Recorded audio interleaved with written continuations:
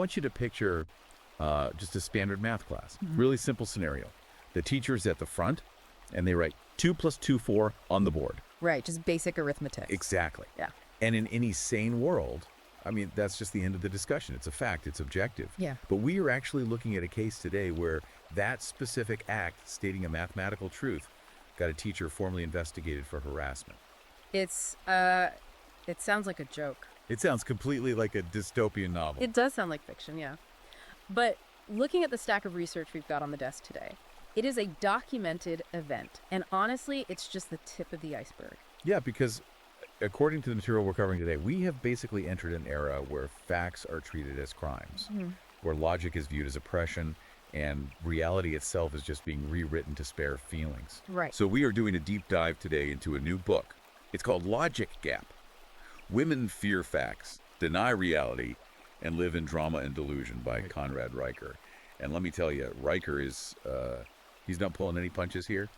He actually calls this book an autopsy of Western civilization. An autopsy. That is a really strong word. I mean, it implies that something is already dead and we're just standing around trying to figure out the cause of death. Yeah. And Riker is very clear about who this book is for, too. It's written specifically for men who feel like they are just losing their minds in a world that seems to be ruled entirely by emotion rather than reason. Exactly. And before we get into the meat of this, and trust me, this is going to be an ultra-long, really incisive look at how our institutions operate. I need to speak directly to you listening right now. If you are a man who has been called toxic just for being rational, or maybe you've been called emotionally unavailable because you tried to actually solve a problem instead of, just crying about it, this deep dive was built for you. Riker's whole argument is that you aren't crazy. You are just operating in a system that has been captured by a completely different operating system, one that prioritizes subjective experience over objective truth.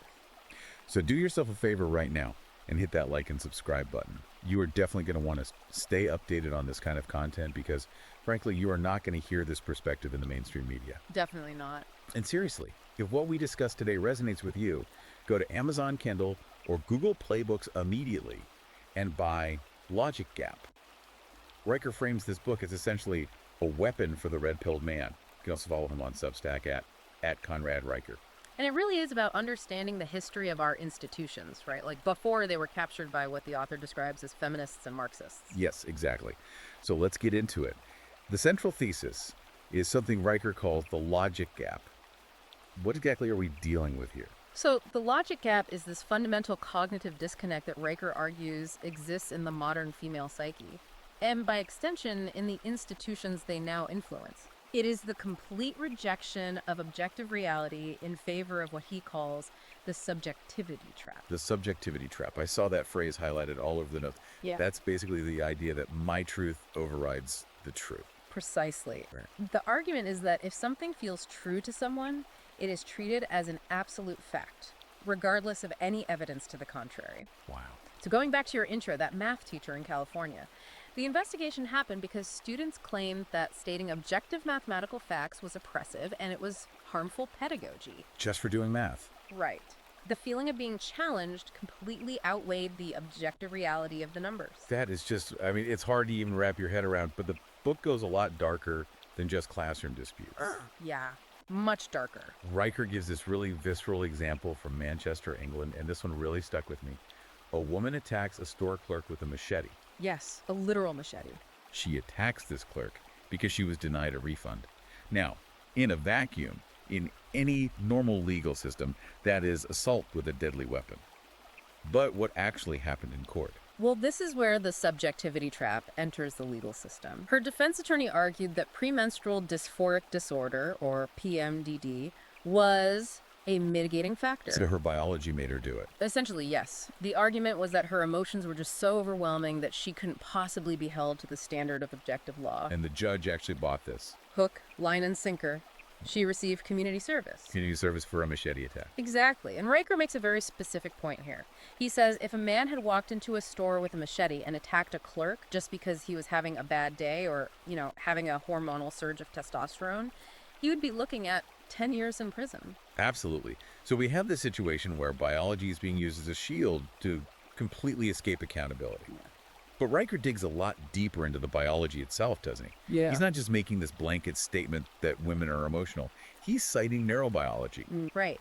And this is where it gets a bit technical, but super fascinating. He cites a 2022 study in the journal Neuropsychopharmacology. Okay. The study focused on the luteal phase of the menstrual cycle, and the data suggests that during this specific phase, there is a significantly increased activation of the amygdala in the female brain. Okay, so for the guy listening who isn't a neuroscientist, let's unpack that. The amygdala, that's the threat detection center, right? Like fight or flight. Exactly. It processes fear and threats.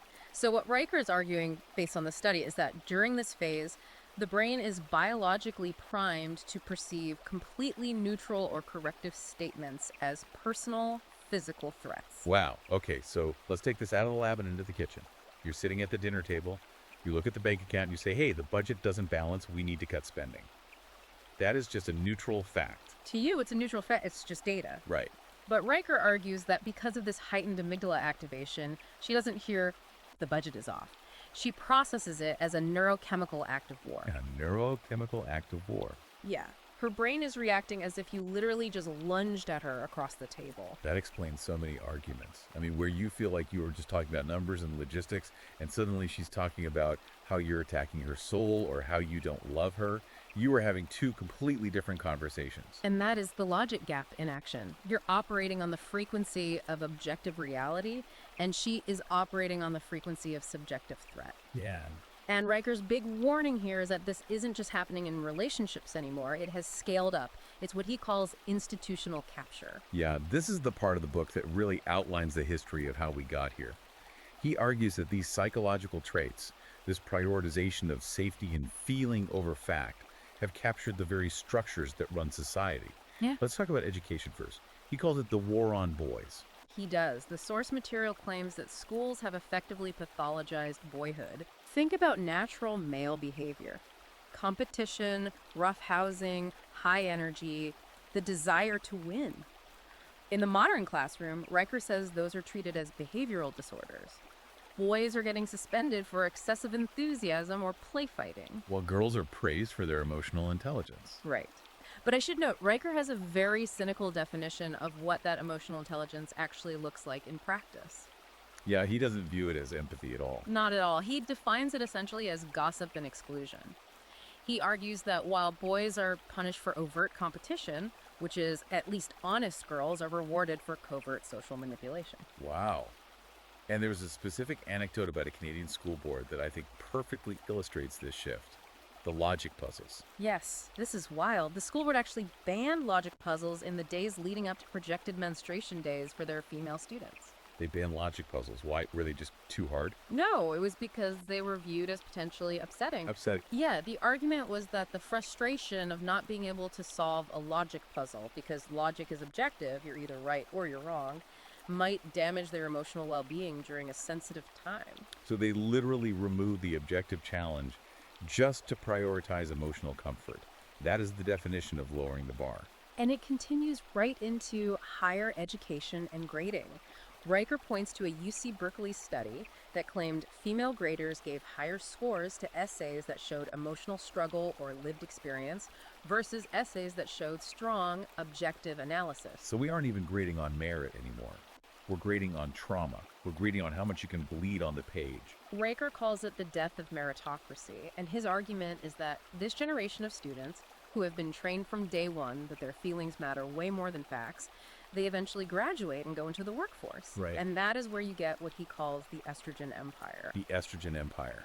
That is a label that is definitely going to stick. Let's talk about HR departments here, right? Yes.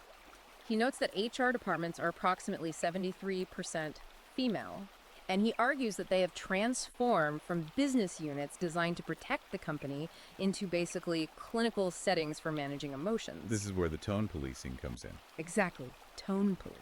That's the idea that how you say something matters infinitely more than what you're actually saying. Right. It's the weaponization of psychological safety in the office. Riker uses the case of a senior engineer. This is a guy who had been at the company for 10 years. Right. He was written up and eventually put on a performance improvement plan. And his crime.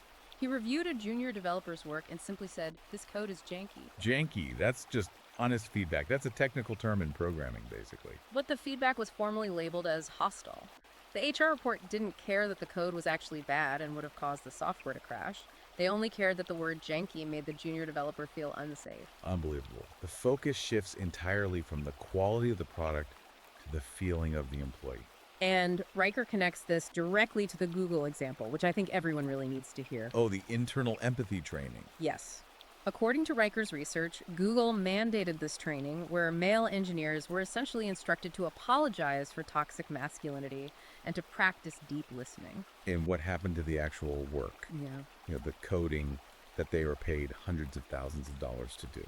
Productivity dropped 37%. 187%. Yeah. Riker argues that these highly paid engineers were spending more time crying and hugging and checking in on feelings than actually building software. It sounds like a comedy sketch. Yeah. But he is presenting this as the absolute reality of Silicon Valley right now. He is. Now, this brings us to a really heavy theoretical part of the book. Riker steps back from the anecdote. Well, the theory is that in a healthy society, you have a balance. You have the paternal, which represents law, order, challenge, logic, and the maternal, which is nurture and safety. Right. Riker argues the paternal has been killed off in our institutions. The state has basically replaced the father or the husband. Okay. So the state's role just becomes nurturing the weak, who are viewed as eternal infants, and punishing the strong or productive, who are viewed as predators. And in this framework, the predator is almost always the independent, rational man. Correct. And Riker connects this directly to borderline personality disorder, or BPD. He has this very controversial chapter called the BPD spectrum. Yeah, where he argues that BPD traits have basically become the social norm for the modern left and for modern women. Yeah. What are the specific traits he's looking at there? He focuses on the triad: fear of abandonment, identity diffusion, and rage. He actually leans on Erikson's stages of psychological development here. Some psychology stuff. Yeah, Erikson talks about the stage of identity versus role confusion. Riker argues that a lot of modern women never resolve this stage. They never form a stable core self. Right. He gives that wild example of the woman who changed identity 6 times in 10 years. Yes. She went from being a vegan feminist to a Christian mommy influencer to a decolonized breathwork facilitator. Just constantly shifting. And Riker argues this isn't personal growth, it's identity cosplay. Because there is no internal core, there is this constant, desperate need for external validation from society. And what happens when they don't get that validation? Like when a man says, hey, I don't agree with your new avatar. Rage, absolute rage. And what Riker calls collective narcissism, this internal emptiness leads to the hive mind. He introduces this acronym, GSR. Gossip, shame, rally. Exactly. It's a mechanism used to destroy men who don't validate their constantly shifting identities. That GSR concept is something I think a lot of guys listening have experienced in the workplace or in social circles, maybe without having a specific name for it. Oh, for sure. You make one wrong move, you offer one logical counterpoint, and suddenly the whole group is mobilized against you. It's the mobilization that is key there. It's not individual disagreement. It's collective punishment designed to protect the hive's delusion. Which brings us to what Riker considers the most dangerous arena for men, the sexual marketplace. He talks a lot about economic parasitism. He does not mince words in this section at all. He describes a dynamic where men are simultaneously infantilized and exploited. He uses the anecdote of the relationship jar. Did you catch that one? I did. It genuinely made my blood boil. Walk the listener through that story. So there's this married couple, and every time they have an argument, if the husband uses logic, like if he tries to explain the actual sequence of events or looks at the objective facts of the disagreement, the wife fines him $10. $10. He literally has to put physical money in a jar. You are paying a financial penalty to make sense in your own house. Riker argues it's entirely about control. It's literally a tax on rationality. And then he moves on to the beta test. Right, dating apps. Yes. The idea that women use dating apps not for finding partners, but for validation and free meals, what he calls foodie calls. Yeah. They are extracting resources from beta males while sitting around waiting for a unicorn. And the unicorn being. A man who is alpha enough to dominate them and make all the hard decisions, but beta enough to serve them and cater to every single emotional whim they have. Which is impossible. Riker argues this man simply does not exist. It's a biological contradiction, which leads to perpetual dissatisfaction in relationships. And that dissatisfaction completely fuels the divorce statistics he cites. What was the exact number? Women initiate something like 70% of divorces. It's between 69 and 75%, depending on which study you look at. And the reasons usually aren't abuse or adultery. No. Riker highlights that they often cite boredom, or they say that the man just didn't make her happy anymore. He frames the modern husband as a service provider who basically gets fired for not meeting an impossible emotional quota. Now, we have to touch on perhaps the most provocative chapter in the entire book, the abortion industrial complex. Yes. This is a topic that usually gets handled with kid gloves, but Riker just takes the gloves off and throws them in the fire. Yeah. He doesn't frame abortion as a rights issue at all. No, he frames it entirely as a psychological issue. Right. He argues that abortion, in many of the modern cases he analyzes, is essentially a refusal to grow up. Wow. His exact quote is, "Motherhood demands consistency, which clashes with the emotionally reactive female psyche." He talks about reproductive narcissism. Yes. He points to data and specific anecdotes about women aborting just to preserve a summer glow-up or to maintain a specific lifestyle without interruption. Just to keep partying or traveling. Exactly. He argues that this is the ultimate rejection of biological responsibility in favor of maintaining a perpetual adolescence. The maternal archetype has become so feral that it devours its own offspring just to stay young. It is really heavy stuff. It paints this incredibly stark picture of a society where men are expected to be the adults, the providers, the protectors, the logicians, while constantly being treated like children or criminals by people who just refuse to grow up. Right. So, what is the solution here? Riker doesn't just leave us in the wreckage of Western civilization, does he? No, he doesn't. The final section of the book is all about reclaiming rational masculinity. And the very first step he advocates is simple: walking away. Going ghost. Checking out of the emotional economy entirely. He details these specific movements happening right now where men are just opting out. For example, he mentions the men's hut movement up in Canada. That's the group that gets together to build things and debate logic. Right? It's about creating physical spaces where emotion is not the currency. Logic, competence, stoicism, those are the currencies. And no women allowed. No women allowed. And Riker points out this isn't out of hate. It's out of a strict need to preserve a space where 2 + 2 can equal 4 without triggering an HR investigation. Right. He also mentions the Iron Citadel gym. Exactly. A gym with no mirrors, no music, just pure discipline and iron. And he talks about the growing trend of men moving to tiny houses out in the woods to escape the overhead of alimony and what he calls emotional noise. It sounds incredibly peaceful, honestly. Just silence and reality. He also proposes the Brotherhood Compact. What's that? It's the idea of men making binding agreements with each other to actively reject female-led social engineering. It's about returning to the traditional values of logic, duty, and honor. Okay. And crucially, it's about validating each other so they no longer need that external validation from women. That really seems to be the core message of the whole book, breaking the dependency. You don't need her to tell you you're good. You know you're good because you built something that actually works. Exactly. And Riker's final advice to the reader is very stark. He says you don't have to win every argument. You just have to refuse to play by their rules. He calls for men to just stop apologizing for existing. That is powerful. Refuse to play by their rules. It connects right back to the very beginning of our discussion. If the rule of the game is 2 + 2 = 5 because I feel like it, you don't stay and argue. No. You don't pay the $10 fine to the jar. You just walk away. You go build a world where 2 + 2 still equals 4. Look, we have covered a massive amount of ground today, but we have really only scratched the surface of the data and the history that Riker compiles in this book. Logic Gap positions itself as a scalpel. It is trying to cut open the wound of modern ideology to show you exactly what is festering inside. Right. It is fundamentally about choosing truth over peace. And that is a choice that comes with a real cost, as Riker details. But he argues strongly that the cost of not making that choice is your sanity. If this deep dive resonated with you, if you found yourself nodding along driving or at the gym thinking, finally someone actually said it, you need to get the full text. Highly recommend it. Go to Amazon Kindle or Google Playbooks right now and buy Logic Gap by Conrad Riker. And leave a 5-star review if you want to help other men find the signal in all this noise. And definitely don't forget to follow the author directly. He is at Conrad Ma Riker on Substack, Twitter, and YouTube. He is putting out content regularly on what he calls the war on masculinity, and you really won't want to miss his updates. And of course, make sure you like and subscribe to this show. We are going to keep bringing you these deep dives that absolutely no one else in the media is willing to touch. I want to leave you with one final thought from the book. Provocation, really, to think about as you go about your day. Riker writes, "The future isn't won by shouting louder, it's won by standing still, by being the one man who doesn't flinch when the tears come." Don't flinch. Thanks for listening to this deep dive. We'll see you next time.